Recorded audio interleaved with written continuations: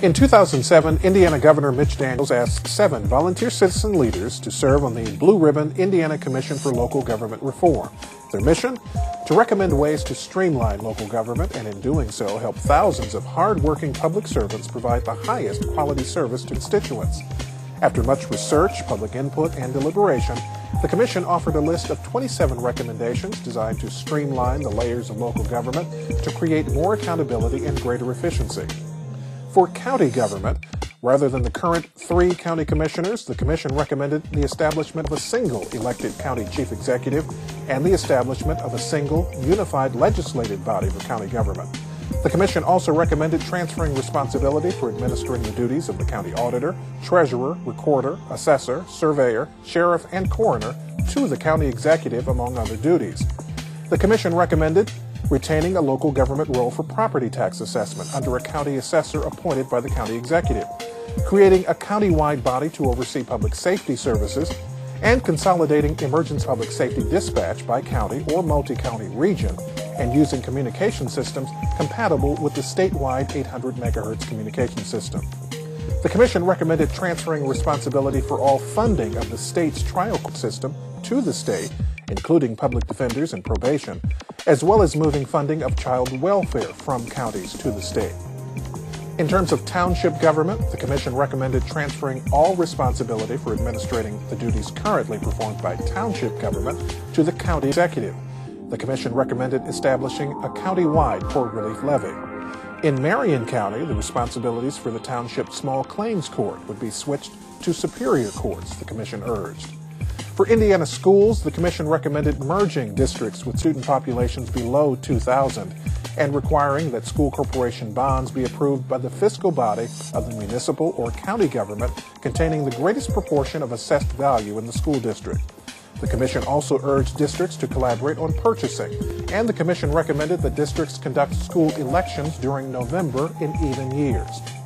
For municipalities, the Commission recommended allowing the City Council to appoint the City Clerk, moving municipal elections to even years, and transferring the responsibilities of municipal health departments to the county health department.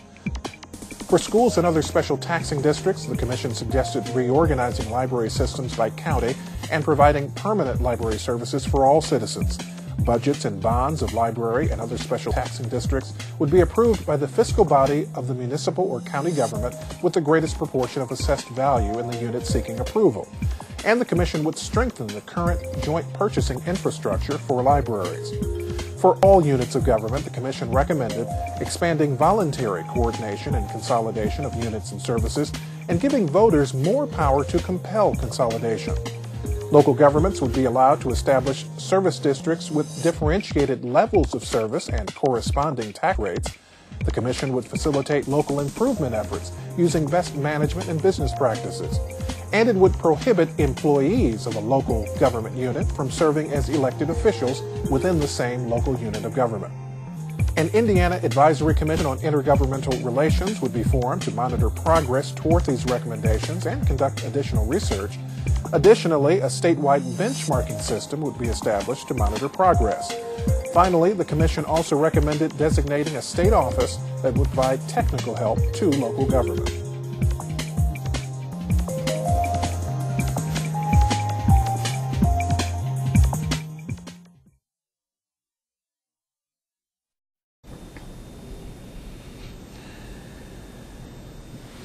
Now that was a look and overview of all of the recommendations, but in this special program we're going to focus on those recommendations that deal with township government.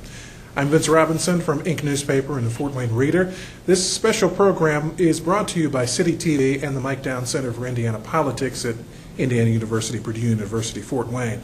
I'm joined by a very distinguished panel of experts, really, in township government, elected officials representing the different townships in the area, and I'm going to have them introduce themselves. I'm going to start to my left. I'm Bev Zuber. I'm the Wayne Township Assessor.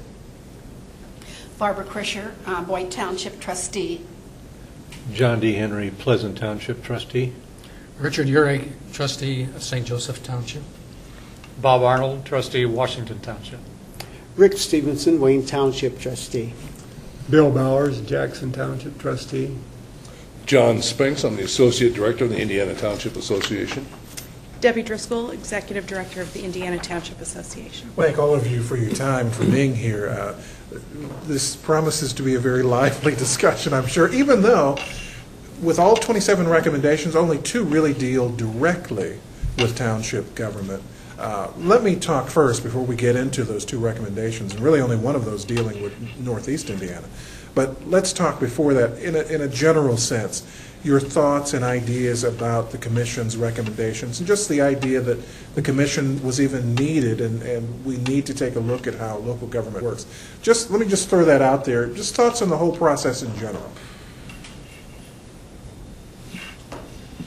No takers on that?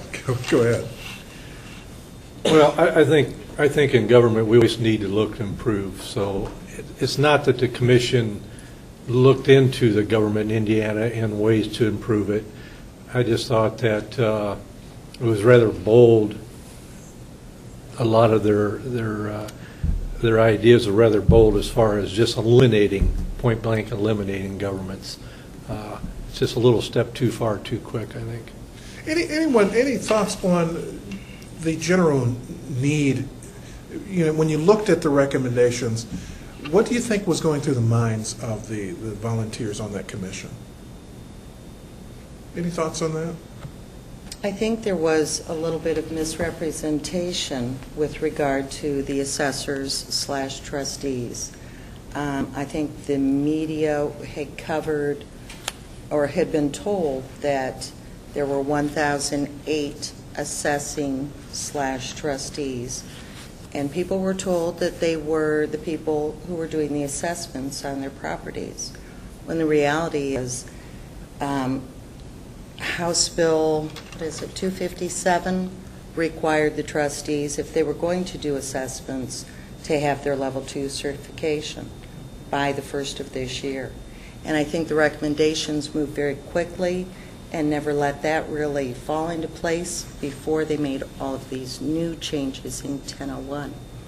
The truth was there were just, I don't know the exact number off the top of my head, but it was less than 300 assessors. And when you tell people there's over 1,000 people doing your assessments and they are not certified or qualified, people react and react strongly. And I think that if the truth had been out there, yes, their name is trustee, assessor, but they're not really all of them doing assessing unless they're certified. I think people might have been a little less knee-jerk reaction, a little less bold. Right. Other thoughts? I mean, a lot of, and we heard this from some of the other elected officials talking about recommendations that deal with county government or with municipal government, but just a general theme that on their face, the recommendations look to the layperson as, well, that makes sense, that's common sense. Whereas if you dig a little deeper and have different or additional information, it changes the picture a little bit. Well, Vincent, as we're digging a little deeper, I would like to say you just touched on something that's real close to me. It makes me think about the state, the ideal of what's going on in the state. And I think what's happening, that the state viewed what is taking place in southern Indiana. It might be some problems in isolated spots throughout the state, but they're taking it and they want to view the entire state having a problem, meaning that in a simple term, if you got one child in the household of 10 that's having a problem, you don't put all 9 on punishment to get to the one. And I think this is what's happening throughout the state. Many of us that are functioning properly, so forth, will being scrutinized and abolished as a result of some bad publicity on others. Let's talk about these specific recommendations. There's 2. I'm going to talk about the one first that really doesn't deal so much with Northeast Indiana. That is the transferring of responsibilities of the Township Small Claims Court in Marion County to Superior Courts. So again, that's just dealing with Marion County. But the big one, transfer the responsibility for administering the duties of township government for assessment, poor relief, fire protection, emergency medical services, cemeteries, and any other remaining responsibilities to the county executive, and establish a countywide poor relief levy. So in other words, this would effectively eliminate township government. Just give me your thoughts when you first saw this recommendation, and was it a surprise? Is it something that you expected to come out of the commission? General thoughts.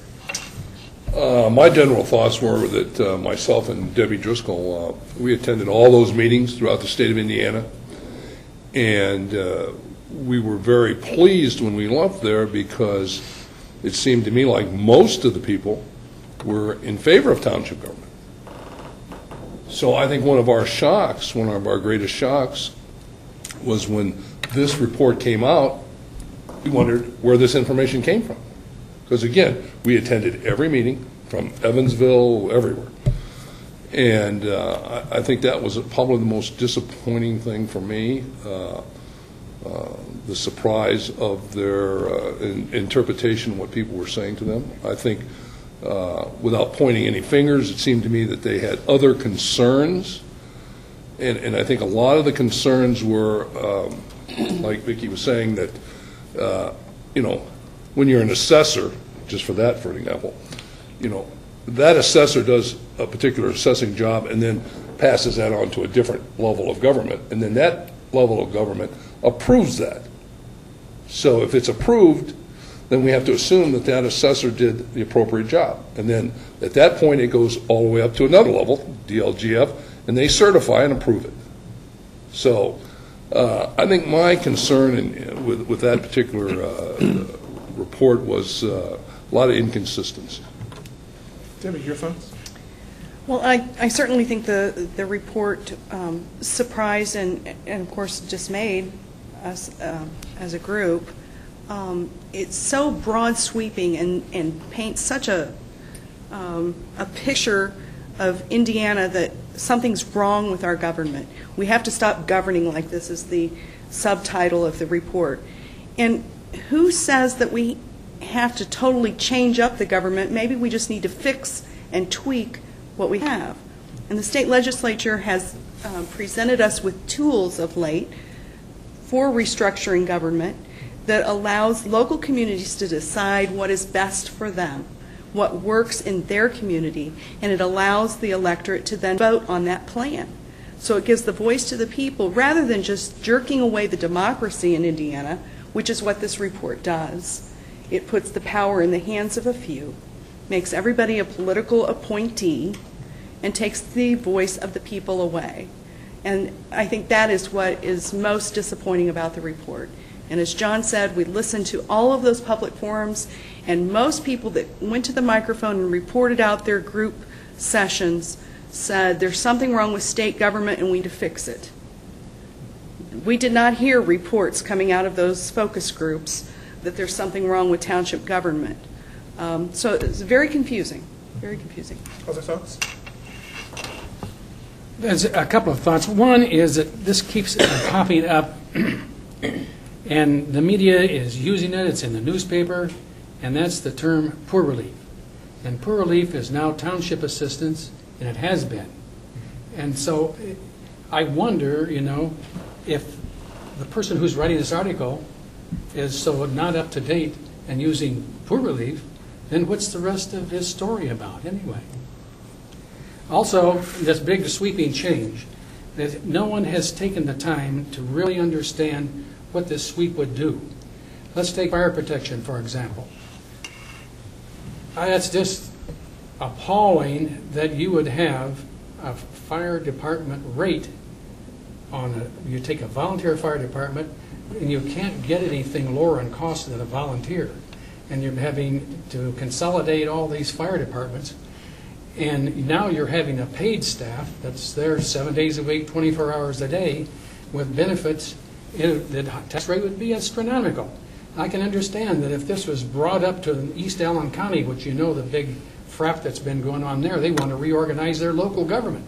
If they bring something like that up to East Allen County, they will start their own local government. Other thoughts? I mean, Trustee Stevenson made the observation that maybe this is a remedy, so to speak, for a problem that doesn't exist everywhere. Maybe they were looking at a problem in a particular area, but then applying this very broad brush to other townships. Is that something that you think might have been the case? I think so, absolutely the case. Especially as you look at urban townships here in Allen County, I am probably the largest urban township. Adams would probably be second, I would think. But we have not the type of situations that you might have in, let's say, Marion County, for example, where you have 2 or 3 larger townships and so forth, and things are entirely different. And what happens down there is not the solution for what's happening here. The uniqueness of township government is that it's local. It is the government that's closest to the people. And I think this is one of the things that our forefathers was foremost on their minds: representation in government. People, government by the people and for the people. And township government is the closest thing. And I think that's why it have basically survived since 1592, the Elizabethan laws of that time. Do you think people have a good understanding of what township government does or is supposed to do? Probably not, unless they've needed their trustee or come to that office for some reason. I just think it's hard. I think people generally don't decide who they're going to vote for till the Sunday before the election. So, if they behave in that way, if they don't need their trustee, they may not even know that there is such a person. I think probably in the more rural areas, they do know. But I think probably in larger areas, it may not be true. No one has ever in any of this discussed finances and said how much money is going to be saved. And I've had legislators say to me that, in all honesty, they didn't think any money would be saved at all. So I guess I don't understand the motivation for the whole thing, for the uproar. Dick touched on fire service. Most of us have volunteer departments or part volunteer and part paid. That's much cheaper than you're going to find with a city fire department. And it amazes me that you would want to have a countywide, for instance, a countywide fire service.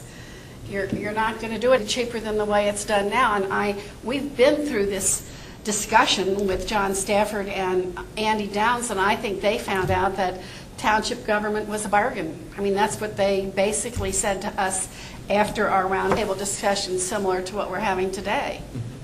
So, when we hear all kinds of things through the grapevine, who's going to take over forward? How is fire service going to be run? And I shake my head and I think, who's making up this stuff? Because it hardly makes any sense. Well, what should be the motivator for looking at restructuring, whether it's township government or government in general? You mentioned a couple of things, money savings, efficiency. What should be the hierarchy? What should be the priority on the list if we are going to look at reorganizing government? I think it's our service and our obligation to the property owners, the taxpayers. That needs to be our number one priority. So efficiency, basically, making sure it runs smoothly? Making sure that they are served efficiently and served thoroughly. You can't cut corners, you can't cut services. And it does cost. It really does. But one size doesn't fit all. Like Rick was saying earlier, some of the problems have been in the larger cities, namely Marion County. And the situation here in Allen County and what the people need in Allen County is far different than what they need in Indianapolis.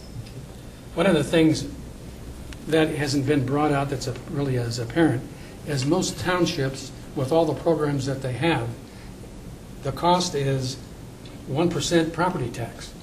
And how can you buy all the services that you get from the trustees for 1% of your property tax? Can I add a little bit to that? And one of the problems I have with trustees, nothing against you, Richard, is that they use that percentage 1%. I think a lot of people don't realize what that means. So I was at a meeting in Valparaiso, and I was addressing that group, and I took my tax bill with me. And I said, now here's from Porter County. I said, so if you eliminate all the township government, fire department, you save $15.40, and passed it around. I said, now these duties are not going away. They still have to be performed, but there's a lot of difference when people say 1%, and they say $15.40 for the year. That does township assistance, cemeteries, parks and recreation. People don't realize what, and I hate to say nice things about Richard and these guys, but they work so hard for the dollars that they make, and I think the best bang for the dollar for taxpayers is township government. Because one of the other issues is, when you're dealing with township government, you're dealing with a local person. I'll bet you every one of these folks that walks down the street in their communities, most people know them. They might not like him, but they know who he or she is. I was out at some farmers in our township assessor just before they eliminated. She was out there doing her job 3 days before they eliminated her. So I said, what are you doing here? She says, well, I got 3 more days. I mean, that's how they care about the people that are on the street. They care about our local folks. Well, I wanted to let you know that statewide, roughly 60 to 70% of our people make $5,000 or less. So we're talking about a massive amount of volunteers across the state that are carrying out the duties of township government. Yes, when you get into the suburbs and the urban areas, this is more of a full-time job and people are paid. But if you're looking again statewide, we're talking about a very small portion of the property tax. So including the assessors, which somehow this got all tacked onto property tax reform, knowing good and well it wouldn't save any money to eliminate the assessing duties from the townships. Nonetheless, they went forward with it under the guise of property tax reform. And the same applies to moving things to the county. The biggest problem there is it will become a statewide program. And we already have statewide programs that are also federally funded. But let's take Medicaid as an example. You have Medicaid, and if you make $1 more than the guidelines, you're denied Medicaid. In a township situation, I can have someone sitting across from me that's $1 over my guidelines, and I can say, you need assistance. I can use my common sense. I can apply that to the situation and use my discretion to determine what best meets the needs of the people sitting in front of me. I always say I have the person in need in front of me and the taxpayer behind me, and that balance is there. To move to a bureaucratic entitlement program, which is what would happen if you merge this to the county, you're going to have something that's similar to food stamps, where once you're on for a year. And it may take 6 weeks to get on, by the way. So in the meantime, someone's going to have to fulfill what we're doing, which is having food pantries and the like. But say you get on food stamps and you're on for a year, the trustee has to determine every 30 days, does this person still need help? We have very little fraud, very little misuse of the system, because we know our people, we know our community, and we can use our common sense. Because we are elected officials, we have that power, if you will, to use our discretion. An employee of a state program cannot use discretion. It won't work. Let's talk a little bit more about that. Let's kind of vision, if this recommendation were to take place, what would the functions currently done by the township trustee, I mean, how would they change? How would they look? I mean, Debbie kind of gave her thoughts. How would anyone else? I think that what we all have heard, so to speak, is that if there were, for instance, one county official, that person would appoint people to do all these things. And we're getting back to what Debbie said before. I mean, it's a patronage job then. It no longer is someone who's interested enough to stand for election, so to speak, or who may have been in that job and has experience. I certainly don't want any jobs eliminated if that's what is going to happen. I mean, I'm sorry. I think that we've come a long way in government, And we want transparency, and we want as much influence from the voting booth as possible. As far as government is concerned, and taking that away is, I mean, I just don't understand it. To me, it's just in the opposite direction of the way government should be going. It makes very little sense to me.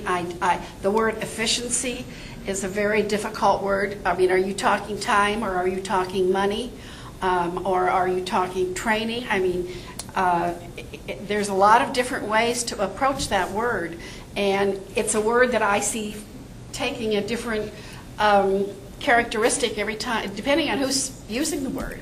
From whose mouth is this word coming? I mean, you have to figure out what their background is and what do they mean by the word efficient, because I've asked in discussions, what are you saying? I mean, if I want to build a garage and I have to get a building permit and it'll take me 2 weeks, so is that horrible?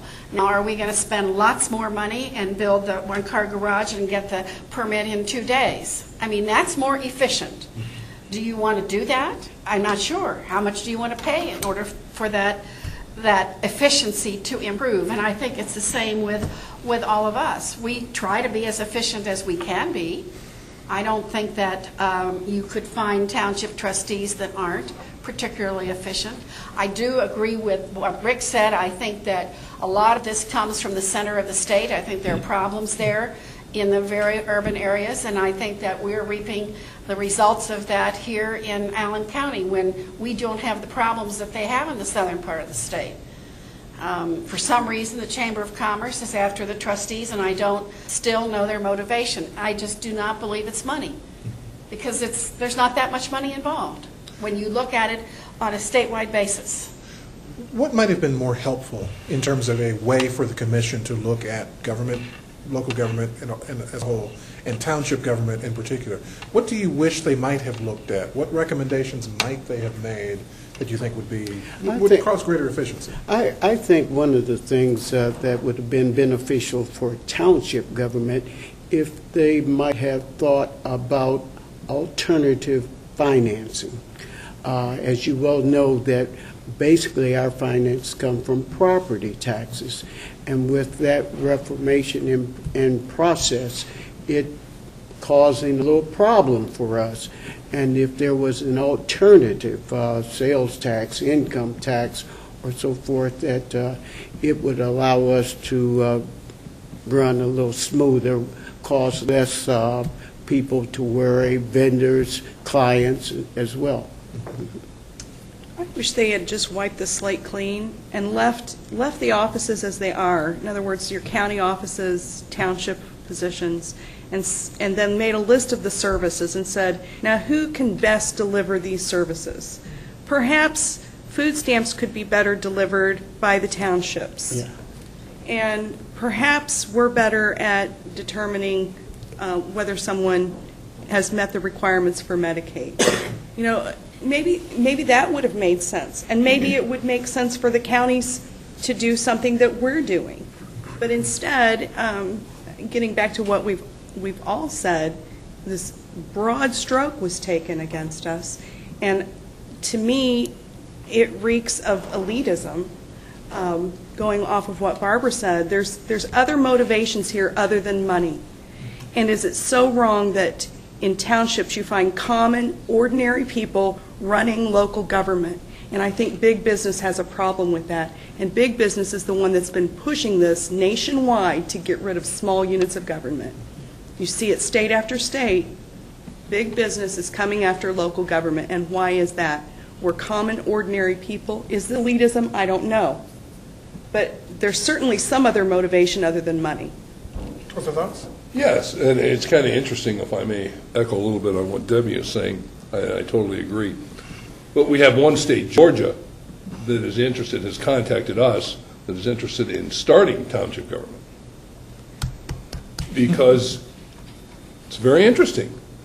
Because they have determined that at a county level, it is not cost effective to do all these things. At one time in the state of Indiana, I was on a school board, so I can speak reasonably. The trustee controlled just about everything. And as the wisdom of our legislature changed that, things have run so much more efficiently. And I'm saying that in sarcasm. Yeah. When you take things away from the people, when you make it and you put it into the county seat or wherever you want to call it, and take it away from the people, it just makes it much more difficult for people to use it, to understand it, and deal with it, especially if I'm a person that's sitting here in a wheelchair and I have to drive 15 miles one way. Let me give you an example. When I was trustee, a person had to drive to 15 miles. They didn't have the correct information. Well, they had to get a ride there. They had to come back, get the correct information, go back. They finally just threw their arms up and they lost their home. She was sick. She couldn't do it. I ended up driving her twice. So, one of the issues is when you take, just like the assessors, and I hate to keep echoing on them, but it just, here's a group of folks that just worked so hard and tried to get things accomplished. And this commission did not look at the real problems. At least that's my feelings. I'd like to just echo on what John was saying. He was talking about the state of Georgia. Yes. Look at the state of Illinois. The state of Illinois, I just recently looked on the internet, and they have the option. I think it was 1859 when the institute, it became a state. But anyhow, they brought up an option for township government or county government. Of the 102 counties, 85 of them chose township government. And I thought that was very interesting, and the reason being because it was closest to the people. The residency requirement for township trustee and board is very important. It's not a foreign person that you're talking to with your problem. You're talking to your neighbor, and even an urban. My wife and I are often surprised if we're out shopping, and people, I just speak. And when I speak, they say, "Oh, hi, Mr. Stevenson," or "Hi, trustee," and I was just speaking, but I didn't know that they knew me. And so this closeness is so important. And if you go countywide, you are distancing yourselves from the people, and the people don't have that feel that's so important. Our employment program and so forth, I look the guy in his eye, and I can tell him, you must be part of this employment program, for we can help you find a job. And many of those people are disenfranchised people who need hope. And when you distance yourselves as a county executive, you lose that relationship, and those people who have lost all hope would never gain hope, and they will forever be out of the mist.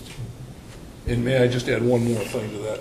And these people that he's dealing with, those people want to be able to be a part of society and do the job. They want to work, and they want to be able to say, okay, I was granted this, but I worked for it. And I think it really helps them. Let me, a point of emphasis. I challenge county government. How many jobs have they created in 2008? How many jobs have they hired with more funds? I'm proud to say that township government, this little township, have found better than 100 jobs. Were they well-paying jobs? No, but it was a beginning, and many people now are receiving hope. You lose that when you distance yourself and you become a bureaucracy. What other things would you like the public to understand about township government that they don't understand now? You mentioned jobs, for example. A lot of people may not put that together with township government. What other things should people understand? I think they should understand that we are their go-to people. since for several years now, when the discussions have been surfacing about eliminating townships, I tried to put myself in a different mode to be progressive thinking. And I tried to think, what avenues are they thinking? What am I missing here that they could make that much better? For the most part, the only thing I heard was that I had an old form of government. You know, sure, things have changed in 150 years, mostly transportation, but still the people that need help today are descendants of the people who needed help 150 years ago. That hasn't changed. And you look at city government, I look at city councilmen almost as a counterpart to us. And when the people in rural areas, who do they have to go to? In the city, that city councilman lives in his district. Mm-hmm. If you have a problem with street lighting or sidewalks, who do those people go to? The city councilman, okay? That's what the trustee is. When you said, what should we let our people know? They should know that we are the go-to people. If there's a problem in the rural areas, that's what I'm there for, to help to help pave the way. I get calls mostly from the old-time rural residents, more so than the urbanites that have come out there. I think the more rural people understand township government a little better. But I'll get calls on ditch complaints or water or flooding that they've been trying to work with the county, and I can help pave the way. I can get a little action for them, just like that counterpart in the city. So I think we need to probably do a better job of getting that out there. I don't know exactly how. I think Government 101 a few years ago that Downs and Stafford put together done an excellent job, and it's too bad every citizen doesn't hear exactly what their government does do for them. I'd like to make it known that there are still 150,000 parcels in Allen County. 50,000 of those, just shy of 50,000, are in Wayne Township. That's 1/3 of the county. When you dump that much work into one area, you're not going to have your experts within each area. I know Wayne Township. All of my employees, 80% of us live in Wayne Township. Our knowledge, our expertise, when you come into the counter, you mention where you live, and somebody's, yeah, and there's construction there, or yeah, there's flooding there, or there's foundation problems there.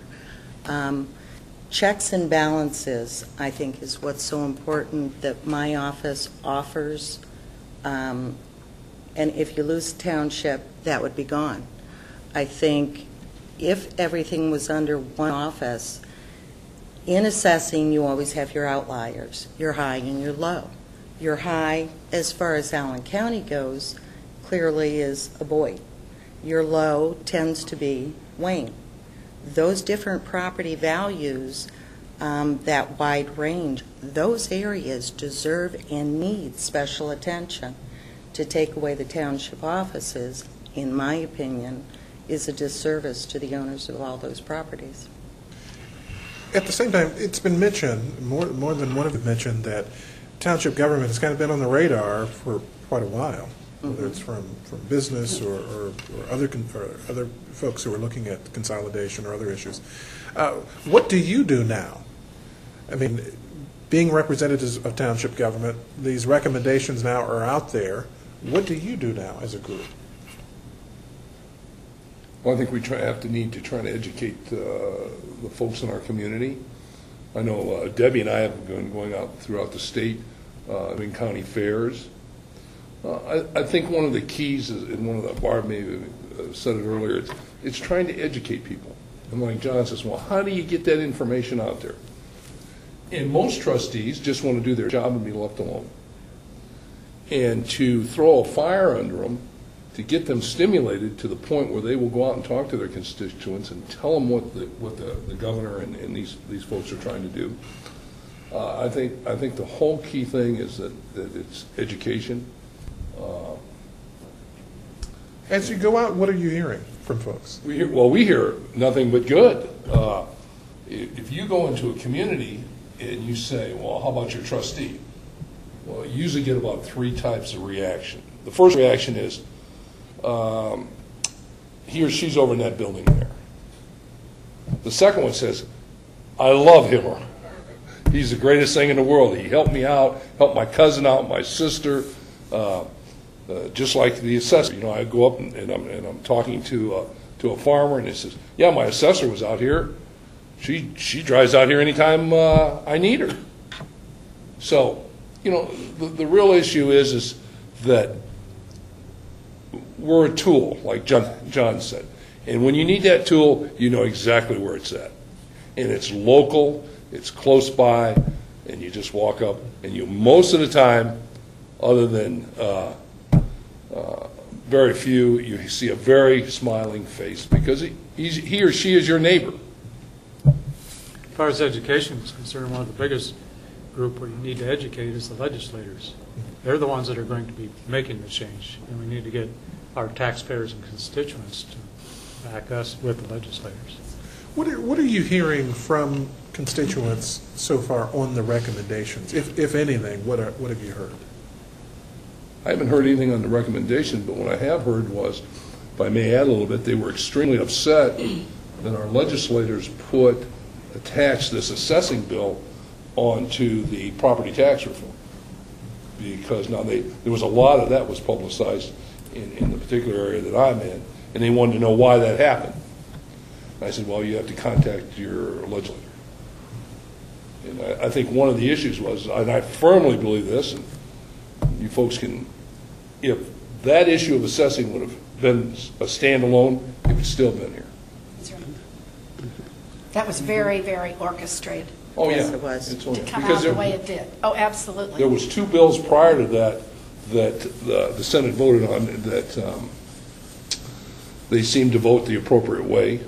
But then all of a sudden, in the last minute, there was all types of bills on this Senate Bill 1001. And then all of a sudden, 99% of them were removed except one. The reaction. Now, I think, correct. I think the issue at hand is that you need to ask the governor that issue. Why was that not? You have to remember last year was our first year of trending, and the values went from 2002 at cost to all of a sudden trending, market value. The knee reaction, the influx of appeals, the angry taxpayers because of, one, the increase in the tax rate, but two, the change to the way we were valuing properties. All those combined with inflation created the perfect storm, and it became the perfect opportunity to, they don't know what they're doing, let's eliminate it. Let's privatize, let's centralize, let's whatever. You know, they came out with 1,000,001 different scenarios to do away with the assessors and the trustees because people were angry about their taxes. I'm sorry. No, do you think we're still seeing a residual effect from that perfect storm? I mean, just a populace that is still so concerned about property taxes, just cost in general. I think a lot of government spending is completely out of control. The school systems in Wayne Township require so much more money than the school systems, say, in St. Joe. The number of schools in Wayne versus the number of schools in St. Joe. The necessary money to make all of this work, I don't know how you get around that, but you do have the reaction, and you do need the assistance. For a lot of people, they can't afford the taxes that are coming out right now. And there is still the reaction, but I think the main reaction was due to trending. I think when you holler, fire, fire, fire, fire, you get people's attention. And that's what's been happening with tax reform over and over again. And then you say big government, local spending. And people kind of buy into that. And then if you direct attention to township assessing or township assistance, people will say, hey, maybe we need to look in that. And when we're looking in it, I like to say that township government is probably the most non-political government. Here's Aboite, and here's Wayne Township. And I'm pretty sure I feel free that there's a strong relationship with all 20 of us. We are one unit, working to help one another. I don't think you can see that in any other form of government. You look in county, you look at city, oh, I'm an R, I'm a D, and so forth. We are all trustees, unified, trying to help one another through our own individual problems. And the uniqueness of township government, as our director, state director has alluded to, that we're able to be flexible and to deal with the problem. And that's something that you can't do in any other form of government. And we must never lose that. But it seems kind of an uphill battle in some regard in terms of public opinion, because when you have a climate where people are concerned about the cost of government, just saying we're going to eliminate some level of government, you're going to assume, it seems intuitive. Yeah, it sounds like, oh, we're going to save money. We've still got 150,000 parcels that all have to be assessed, whether we're in township offices or whether we're under the county. There's just as many employees, just as much area that has to be addressed. I think you have to be real careful. Let me give you an example. When you talk about, and I listened to a lot of I had a legislator come to me. It happened to be my legislator. He said, do you realize that 30% of the people in my district would like to eliminate township government? And I thought for a second. I said to him, well, listen, I'll tell you what I'll do. I'll support that issue if you do one thing for me. He goes, what's that? I said, if you'll do the same poll and put state rep. He said, no way. I said, so you've got to be careful with statistics. Here's the issue in hand. With township assessors, township government, they're local, they're cheap, and they're very efficient. Well, on efficiency, I just wanted to make a note that we do have some very good research that shows that smaller units of government are less expensive overall. And the states, nationwide, the states that have more units of government, in other words, layers, as everybody is saying, but more units of government, actually have a lower cost per capita across the board. If you look at the number of units per state, their cost of government is less. And I can tell you, in my office, and probably each official here can tell you what they spent last year on pens and pencils and paper clips. You get to a county level, a city level, and especially the state level, how on earth are they ever going to figure out what they spent on paper and paper clips? I mean, we know what's going on. We know where the money is being spent, and we're watching a small pot. It's much easier to keep track of a small pot than as you keep piling more on, you lose track of where that money's going. And I think in educating the people, as you're doing with this program, to help them understand that small government is effective, it is efficient, is the only way we're going to win this battle, is to take it to the people, because we certainly don't have business on our side. We certainly don't have the Kern and Shepard report on our side.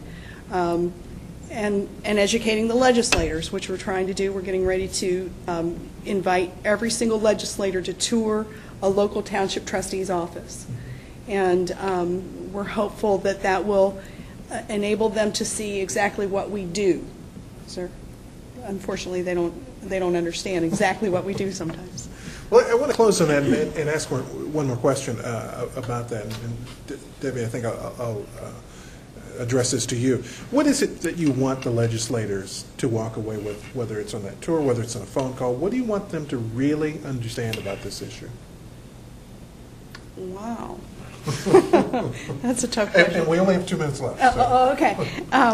Well, what I want them to understand most of all is that, and it's already been said, they've got cheap labor doing an effective job. And yes, there may be problems in the state here and there. Let's address those problems. There may be areas of the state that need to be consolidated. Let those local communities have a voice and decide. But don't just throw out the baby with the bathwater and get to a place that we're going to regret. Let's take this carefully. Yes, government moves slowly, and that's for a reason. You know, I think on the county officials said that moving to a county executive takes away 3 minds and replaces it with 1. And anytime you consolidate, you do lose the beauty of more minds being more creative and applying more common sense. So just be careful. I want to thank you all for your time. What a great panel. I mean, obviously very passionate about what you do. Very informative. Thanks so much. That's all the time we have for this segment. This program on township government is one of a series that we're doing. You'll see also on City TV just a similar program with township officials today, with county officials, with municipal government, and with school corporation officials. We want to thank you for your time and watching. This has been brought to you by City TV and the Mike Downs Center for Indiana Politics at IPFW. I'm Vince Robinson from Ink Newspaper and the Fort Wayne Reader. Thanks for watching. We'll see you next time.